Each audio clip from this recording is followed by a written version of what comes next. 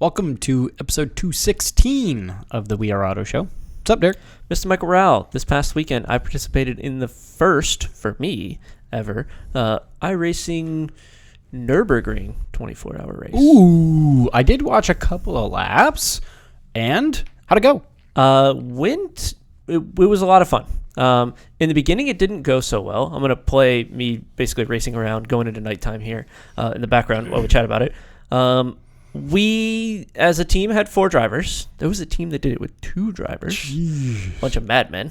But we had 4 drivers. It was a team that I had never run with. I found them on the forums, and we jumped on. In the very beginning, they had some troubles. They ended up crashing the car 2 different times in the first, 4 hours, which was unfortunate. It put us back a couple laps. And a couple laps at this track is a long time.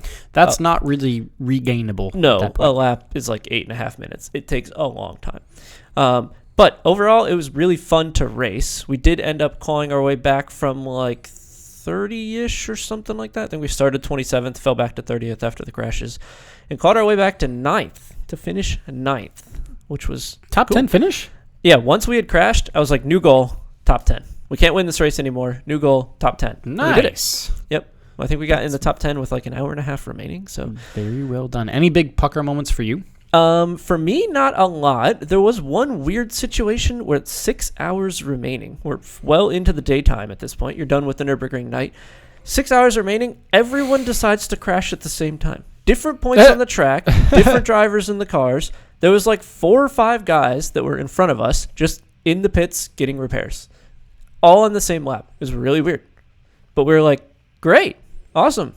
That's just free spots for us. And yeah, we took might them. as well just eat them up while you can. Yep. Man, how long was your longest stint?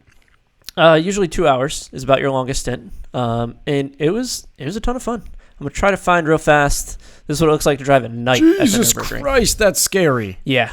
That's the scariest thing I've ever seen. Mini carousel. Yep. I do have a car in front of me, which is convenient, so you have some headlights. But, man, when there's no one around you, it is dark, dude. There's no lights in the forest, dark. Is there? No. For example, this is what it looks like with no one there. And you're just hauling the mail through the Nurburgring forest at top speed.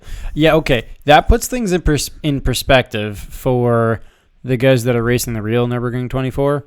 Oh, my God. You just have to memorize the track. You actually have to memorize the track.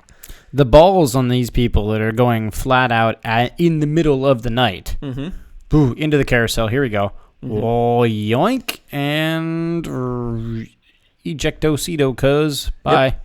And you just have to know where the track goes. Because if there's no way to tell, there's absolutely no light. Yeah, you're not finding any braking markers. You're not doing anything. You just have to know it's going to go left. Yep. And then it's going to go left again. Then it's going to go right. And then figure it out. It's cool.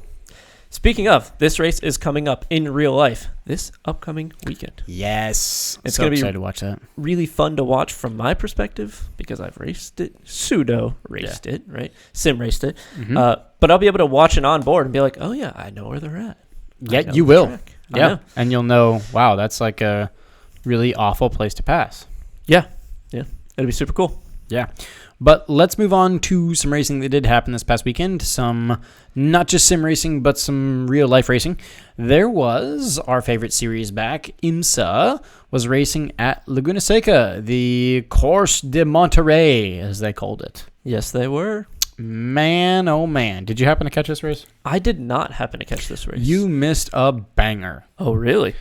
Jeebus, man. This was an exciting race to watch. I do know that Porsche took first 2 spots, I think. No. Oh, no, I mean in qualifying. Oh, yes. I was going to say. They started the race 1-2. No, they did not. No, they did not finish it. But there were 3 Porsches in GTP. There was.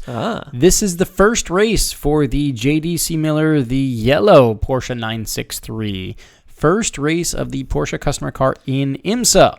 Last race in the WEC, the WEC, the World Endurance Championship, that was the first race for a Porsche customer car in LMDH. That was the Hertz car? The Jota car. Jota car, yep. Now, quick question. They're 2 different cars, right?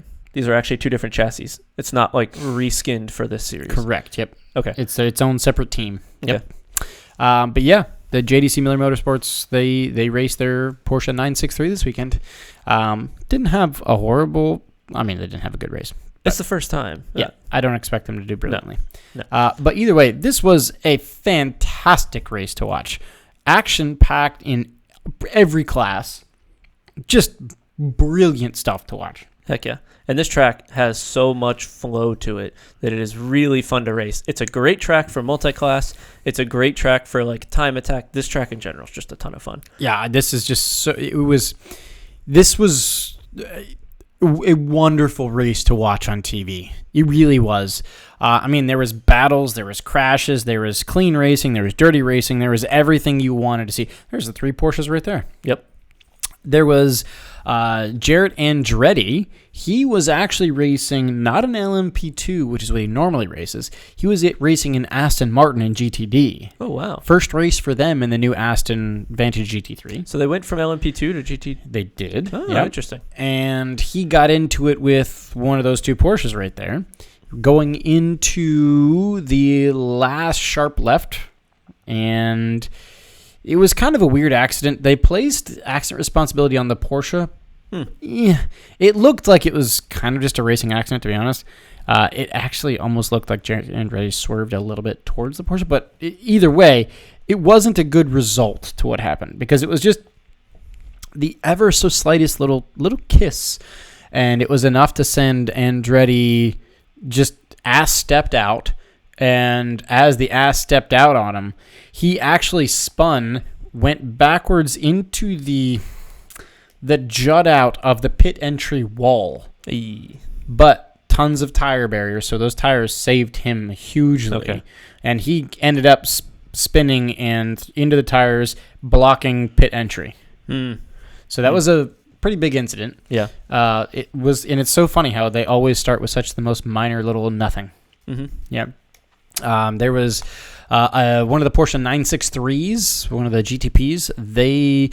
One of them he came out. I think his tires were a little cold right after a restart, and lost it coming around. I don't remember which turn it is, but one of the sweeping left-handers. The rear end came out. He tried to straight line through the grass and kissed the wall. Luckily, no suspension broken, but some aero that needed to be replaced.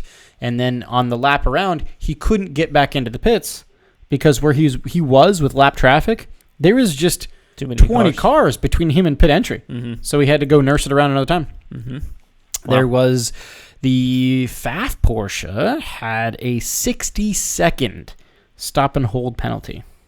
What'd they do? They ran a red light. That'll do it. That'll do it. It was, and that's a big one. That's a big one. Props to Pfaff. They clawed their way back to within a few seconds of the leader. Nice. That was a great drive by Patrick Peely and Klaus Bachler and all of them at Pfaff. That was brilliant to see that drive. Just the battles in GTD alone. Oh, my God. Coming down to the last half hour, last 20 minutes, last 10 minutes, last 5 minutes in GTD, there was... The top 6 were all battling at the end of the race in GTD. It was perfect. Wonderful.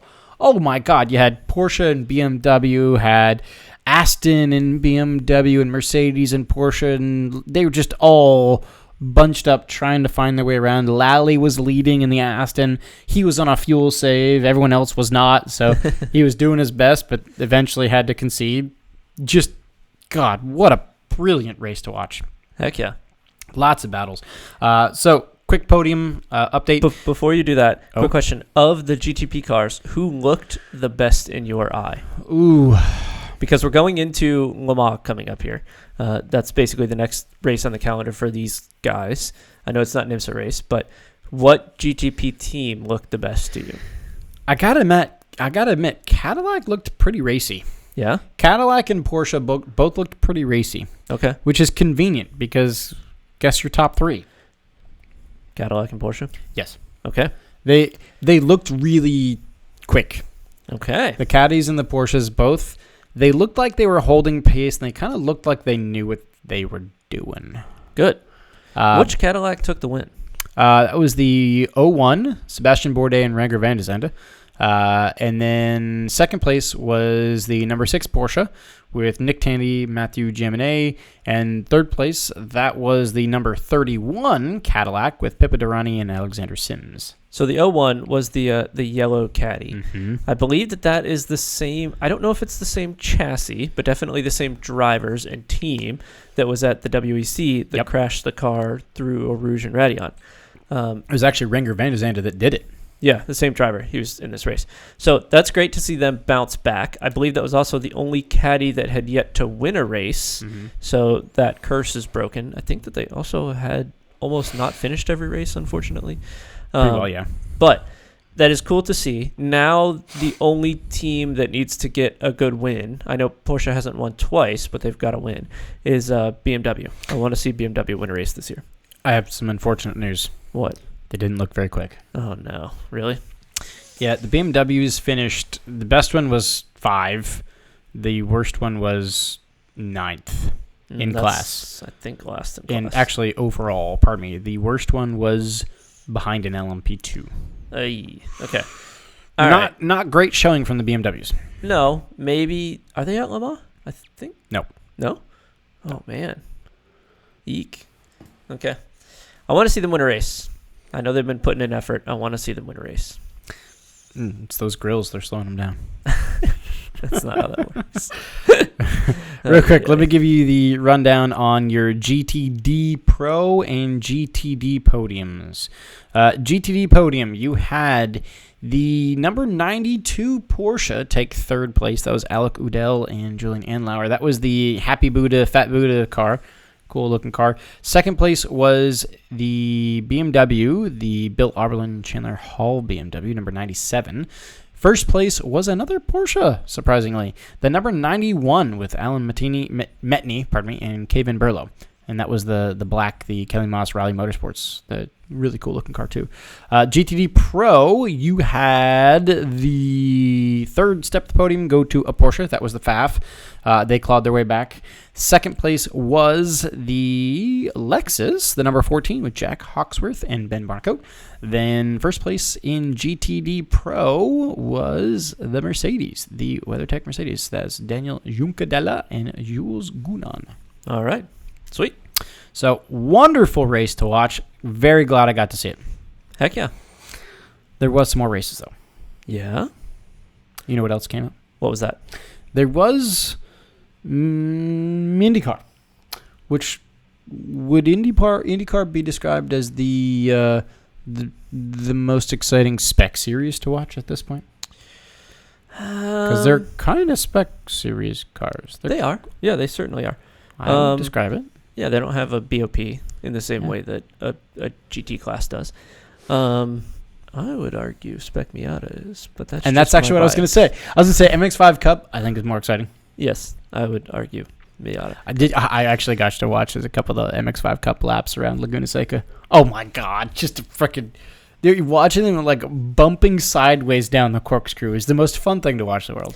It's the rubbing is racing of NASCAR meets road course quality drivers. Yeah. It's that. Oh, which it's great. Is amazing. It's fantastic. And because it's not open wheel, you can bump and grind those cars. Yeah. And they do. Hard. Which is crazy. It's fantastic. It's awesome. So, moving back to the other spec series, IndyCar. They were at Indianapolis, but they weren't at Indianapolis for the 500. They were there for the Grand Prix of Indianapolis. Was it the GMR Grand Prix or something like that? Yeah, I don't know off the top of my head. Whatever they called it. Yep. But didn't get to see the race, saw the highlights. There were some good battles. Okay, here's a question. Should they ditch this race? Yes. On the schedule, I mean. Yes. You go to Indianapolis in an Indy car to race the oval. That is the spectacle that is Indy. You go 230 to 235 miles an hour around the oval. This race doesn't pull a big crowd, doesn't pull a big TV audience, is relatively unknown, I think is on the schedule as a filler, basically, to get all the cars and teams to Indianapolis early in this month. Because they did testing a week prior, they were doing testing at the track for the oval. Then they configured it to do the road race, and now they're going to go back to more testing after this race to do the oval stuff and the qualifying and all that stuff for the big race that is the Indy 500. So should they ditch this race? I'm going to change my mind.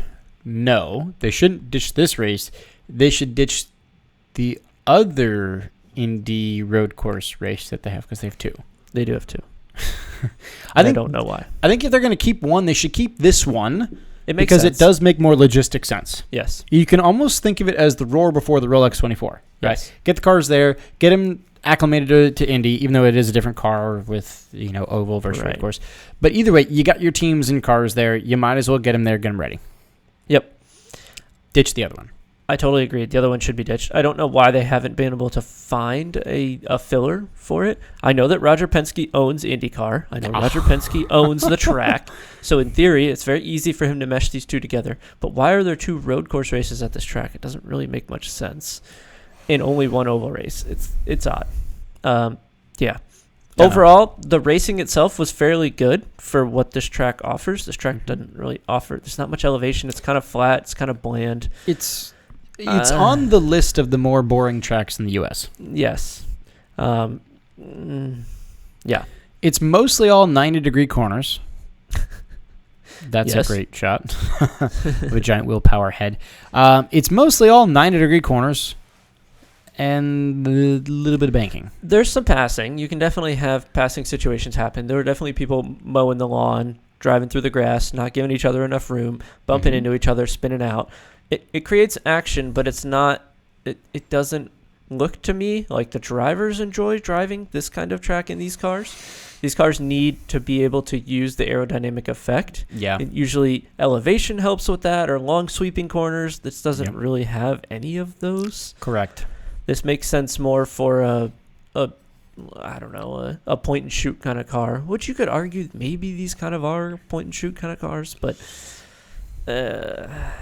watching them at Barber is much more fun than watching them here. Way more fun to watch at Barber.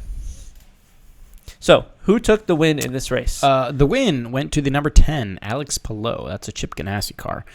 Second place was Pato Award in an Aero McLaren, and third place was Alexander Rossi in another Aero McLaren.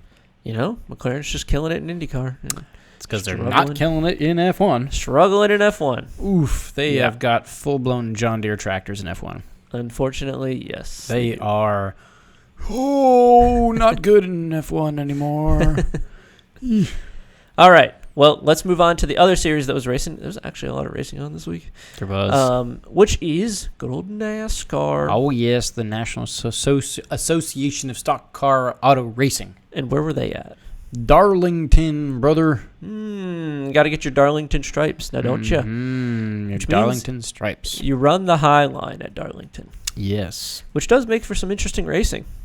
Yeah, got to see the highlights, and pretty exciting. Who is public enemy number 1 right now in NASCAR? Chastain? Yes. The Ross Chastain move? The wall rider himself has surprisingly kind of stolen the limelight from Kyle Busch. He has. It's been impressive to see. Surprisingly. And he is public enemy number 1. He has many times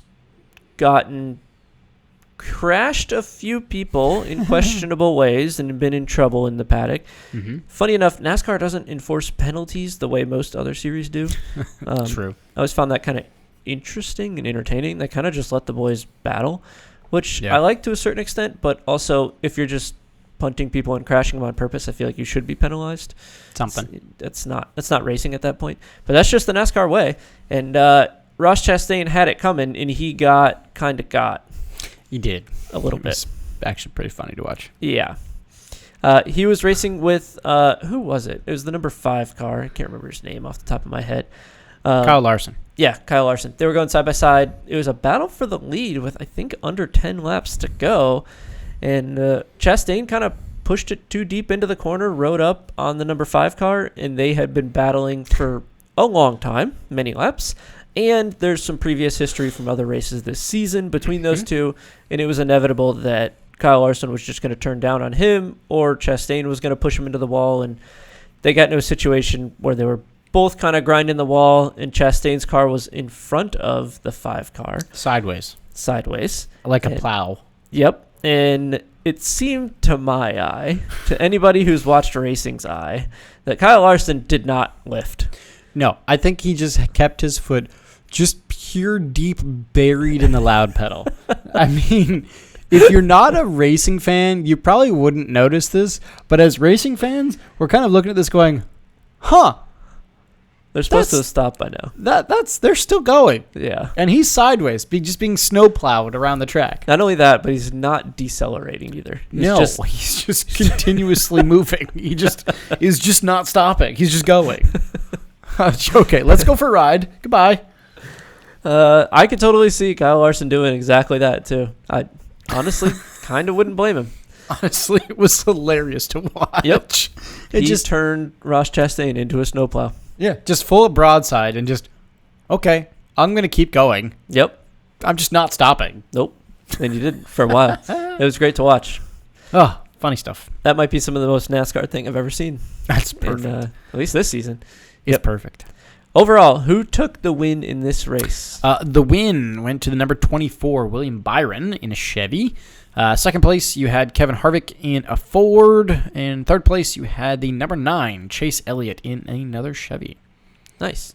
Yeah, it was a close race between Chastain and Kyle Larson until they crashed each other, and then it was just a free-for-all for whoever wanted to win. Mm-hmm. Yep. So we do have some racing coming up this weekend. We have the Nurburgring 24-hour. The real one. Yes, I'm very excited to watch that. Yep. We also have F1 is back. F1 at Imola, or Emilia Romagna, the Dubai Emirates Air Grand Prix. Something like that, I think. Okay. Then we have NASCAR racing at North Wilkesboro. That is an all-star race. That is the first time they are racing at that track since Is it? it's been fixed up. Ooh. This was a long time coming. I think Dale Earnhardt Jr. set this up. This was an old oval track that was going to die. Oh, And cool. I don't know if he bought the track or got investors or figured out some way to get the track back to a good state and to get NASCAR to come to the track. That's awesome. Yeah, so that will be an interesting one. There is also an SRO race happening, SRO America at COTA. Ooh, Circuit of the Americas. Yeah, so lots of good racing coming up this weekend as well. You got anything else for us here, Mr. Derek? I do not. That's going to wrap us up for episode 216. Thanks so much for watching and listening. If you're watching on YouTube, please hit subscribe, leave a thumbs up, and drop a comment on the video. Let us know, did you watch IMSA? And if you did, what was your favorite battle to watch? Because I know mine. And if you're listening on audio, send us those thoughts via social. Facebook is We Are Auto. Instagram is We Are Auto _. YouTube is We Are Auto. And our website is weareauto.io. So thanks again. Catch you guys in the next one. Peace.